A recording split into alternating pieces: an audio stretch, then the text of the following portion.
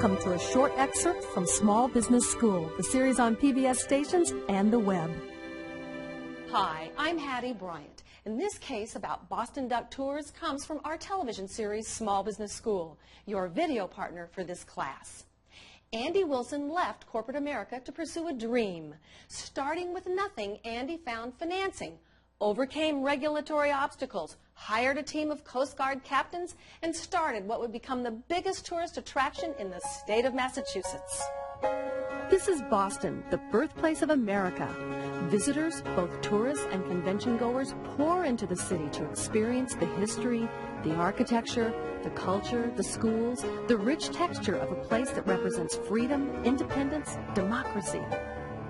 Our Boston-born and bred executive producer tells us that Boston has a long-standing identity with certain amphibious creatures.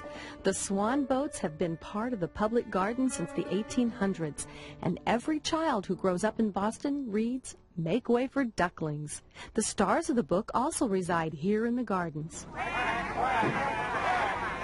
Now, there's a new duck in town. Another amphibious wonder brought to the people of Boston by this imaginative entrepreneur. Are you guys ready? Boston Duck Tours is an 80-minute sightseeing tour of the city. The ducks are World War II landing craft originally used to transport supplies from ship to shore.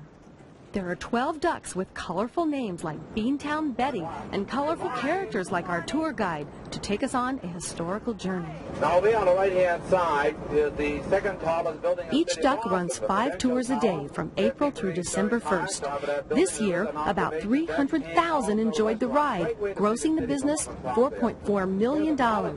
Believe it or not, he had to turn away over 200,000 people. Named Small Business Person of the Year from Massachusetts, Andy Wilson will tell you how a guy with no money and a vision in a very short time built the hottest attraction in the state. We were lucky we had called ahead because the tour is so popular, it's hard to get tickets. If you come to town during the summer or on weekends, buy tickets early in the day. I'll be on the right-hand side. You can see where the Declaration of Independence was first read to the people of Boston in July of 1776.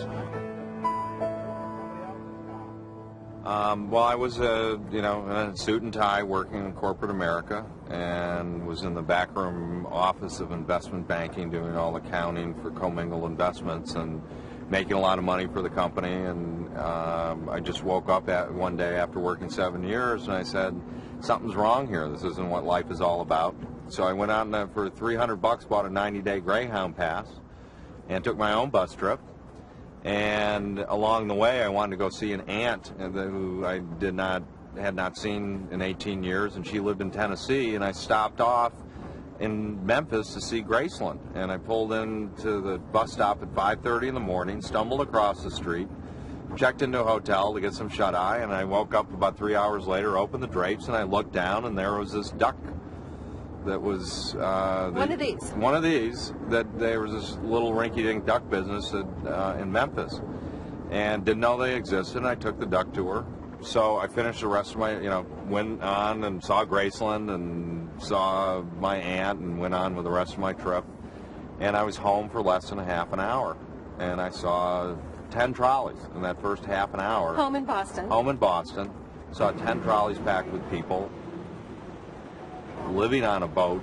I used to take people up to see these views in the Charles, friends of mine, when they'd visit, and they would be ranting and raving about this experience years later, about how wonderful it was. They loved it from the boat best. From the boat the best, and all of a sudden it just hit me. I said, this will work in Boston.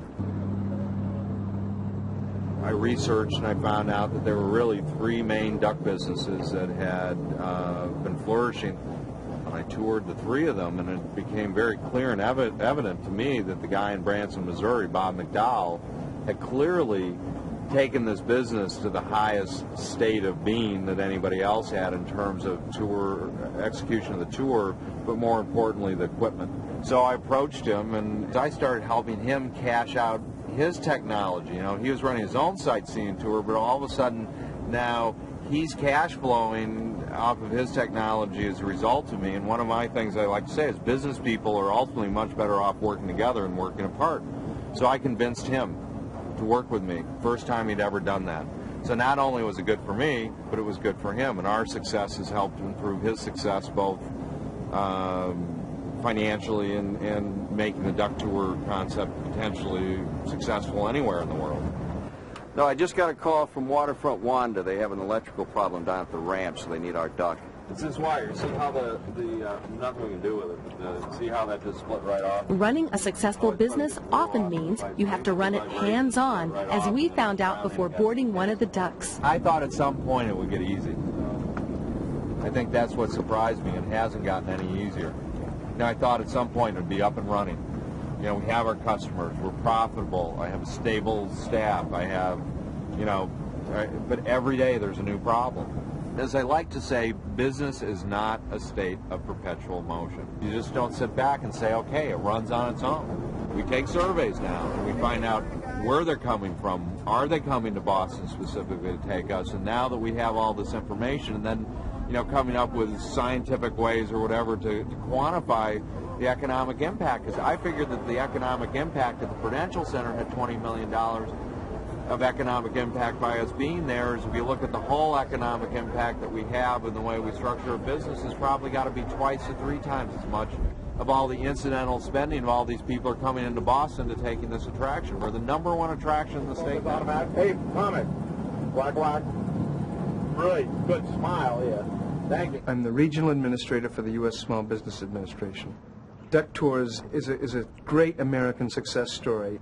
Entrepreneurs have a unique heart and a unique drive, and Andy Wilson has that personified. When he finished his remarks at the awards banquet for the Small Business Person of the Year, you could have heard a pin drop. I mean, I think his last line was, "God bless America. You couldn't do this, what I've done, anywhere else in the world." You're perceived by the outsider as extraordinarily successful, which means you must be rolling in dough. Well, I'm not. Before I started really participating in the equity of the business, is that, you know, the way the deal was structured is that I had to say, I'm going to put everything at risk, and that, you know, I'm deferring my position. In other words, my position subordinated to the investors until they get a certain return. So basically, I got to pay off another $4 million before I just get past subsistence living. It's not all about money. I mean, it started out about money for me. I knew I could make this a successful business, but then once you get into it and you start affecting people's lives, 300,000 people this year are taking it and getting off and are loving it, and the employees enjoy working at the company, and I've you know, helped in my own way. I've helped change the world, I think. There's much more on television and on the web at smallbusinessschool.org.